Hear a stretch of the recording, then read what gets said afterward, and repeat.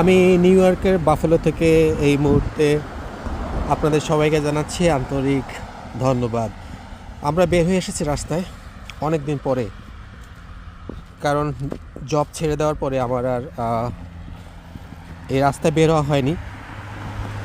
মাঝে মাঝে বের হয়েছি, কিন্তু এভাবে বরফের উপর দিয়ে হেঁটে আমি যাইনি। স্পেশালি ইদানিং খুব বেশি বরফ পড়ছে। ডিসেম্বরের পর থেকে ডিসেম্বর পর্যন্ত যতটুকু বরফের স্নোয়িং ছিল তার চেয়ে অনেক বেশি এখন এই জানুয়ারি ফেব্রুয়ারিতে। এই যে রাস্তাগুলো যেভাবে এখন ঢেকে আছে বরফে, অনেক উঁচু, মানে রাস্তার কিনার থেকে এই আপনার সাইডওয়াক পর্যন্ত প্রায় 1 হাত মতো বরফ জমেছে। এই যে এভাবে দেখছেন যে কিভাবে ঢুকে যাচ্ছে আমার পা, খুবই খুবই খারাপ অবস্থা।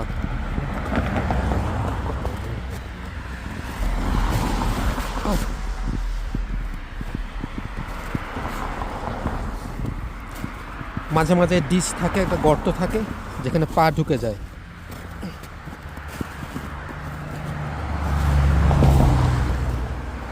হাঁটাই যাচ্ছে না।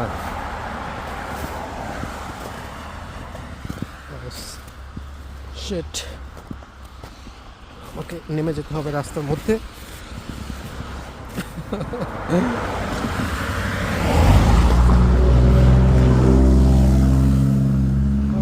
Shit.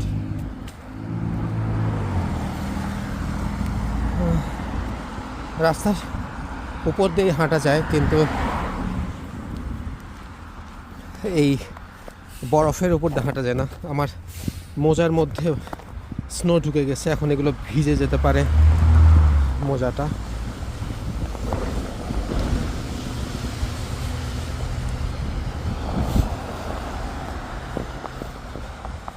চারপাশে শুধু সাদা সাদা, সাদার মাঝে একটু নীল নীল ভাব।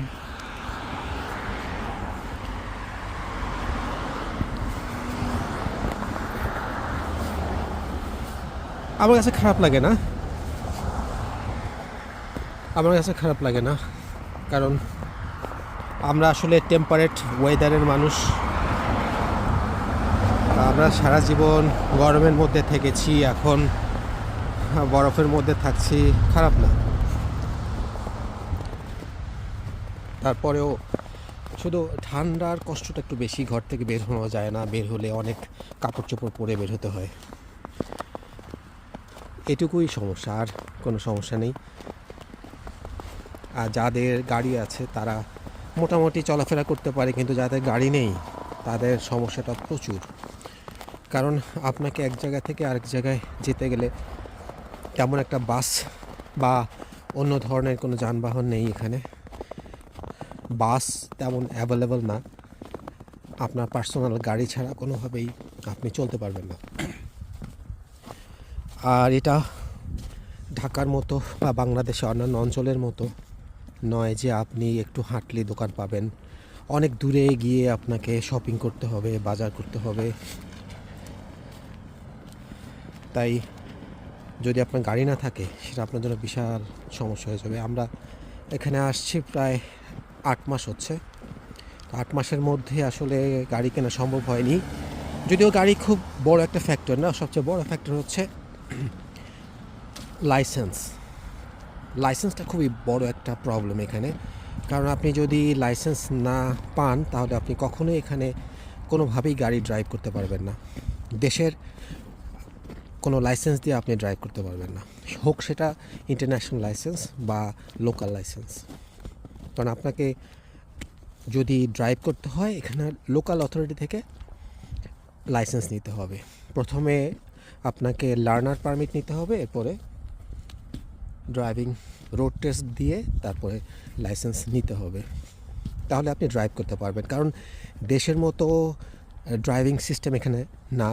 এখানে আপনি রাস্তাঘাটে প্রচুর সাইন আছে, রোড সাইন আছে, যেগুলো আপনাকে বুঝতে হবে কিভাবে, কোথায়, কোন দিকে, কখন আপনাকে গাড়ি থামাতে হবে, স্লো করতে হবে। আলাদা আলাদা নিয়ম আছে যেগুলো দেশের সিস্টেমের সাথে রুলসের সাথে মিলবে না, যে কারণে এখানে আপনি ইন্টারন্যাশনাল ড্রাইভিং লাইসেন্স দিয়ে কখনও গাড়ি ড্রাইভ করতে পারবেন না।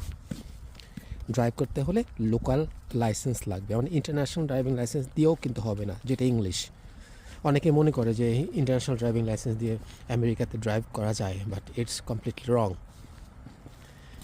যাই হোক, আশেপাশে পরিবেশ দেখেন। বাফেলো হচ্ছে মেরু সার্কেলের ভিতরে পড়ে গেছে, সেজন্য একটু বেশি বরফ। নিউ ইয়র্ক সিটির ভিতরে এতটা ঠান্ডার প্রকোপ নেই যেটা বাফেলোতে আছে।